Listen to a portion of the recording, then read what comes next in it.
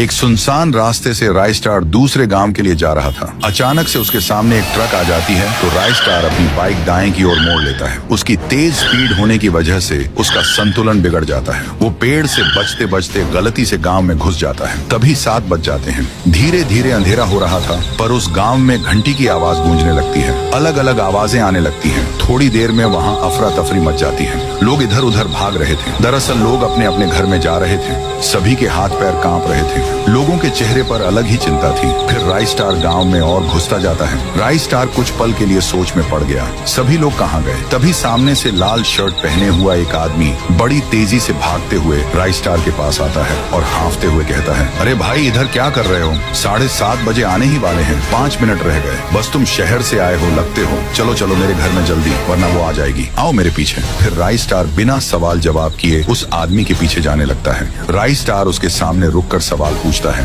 अरे भाई ये यहाँ पर क्या हो रहा है? तुम मुझे 7:30 वहाँ से तेजी से जाने लगी और वहीं पास के दूसरे पेड़ के पास जाकर रुक गई। फिर राय स्टार सवाल पूछता है, मुझे एक बात बताओ, ये भूतनी लोगों को क्यों मारती है और ये पेड़ में आई कैसे? इस चुड़ैल में इतना गुस्सा क्यों है? ये कब से होने लगा? आदमी बोलता है, बताना तो नहीं चाहिए, पर तुम अच्छे और नेक इंसान लगते हो, करके मैं तुम्हें बता रहा हूँ। ये 10 साल पुरानी कहानी है। इस गांव में रहते थे गुड़िया और उसके पापा। उन्होंने गांव के सरपंच से पैसे लिए थे। बस इतना क्या था कि सरपंच ने गुड़िया के पापा को उसी सूखे पेड़ पर उल्टा टांगा और गुड़िया के सामने बड़ी सी चाकू से पहले उसके पैर की चमड़ी उधेड़ दी। उसके बाद अंत में उसका सिर भी धड़ से अलग कर दिया। फिर उस क्रूर सरपंच ने गुड़िया को भी नहीं बख्शा। उसको कर्जदार की बेटी बोलकर गांव से धक्के मारकर निकाल दिया गया और उसने भी ब्रिज से कूदकर अपनी जान दे दी। उसके बाद उसकी आत्मा निकलकर उसी सूखे पेड़ में चली गई जहां पर उसके पापा को टांग कर मारा गया था। उसके बाद क्या था, वो एक लड़की के बदन में घुसकर अपनी साइकिल में